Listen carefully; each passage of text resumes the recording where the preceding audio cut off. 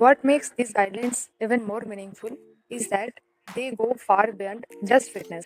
The ICC encourages cricket boards to provide support like medical and physiotherapy assistance, mental health support, flexible training schedules, breastfeeding support, childcare facilities, and family friendly travel arrangements, etc.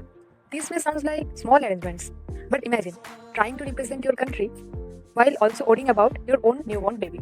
Having these kinds of supports allows athletes to focus on their own game without feeling like they have to choose between their family and their career. Sometimes determination is not enough.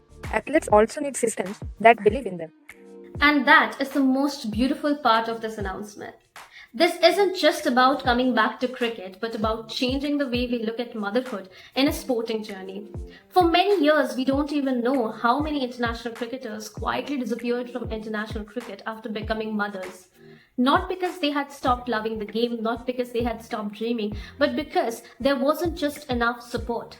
We don't know how many centuries were never scored, how many wickets never taken, and how many potential captains had to choose between their career and their motherhood.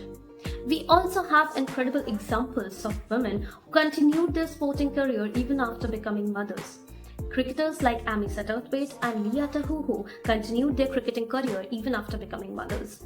Outside cricket, we have examples of Serena Williams, Alison Felix, and our very own Mary Kom, who define and prove it to the world that becoming a mother makes you no less of a champion. If anything, it just makes your story even more inspiring. And that is why this policy is very important, because it promises every girl and every woman that your dream does not have to end when a new chapter in your life begins. And that's the biggest takeaway from today's discussion. This is not just another ICC announcement. It's a significant step towards making women's cricket and women's sport as a whole more supportive and compassionate.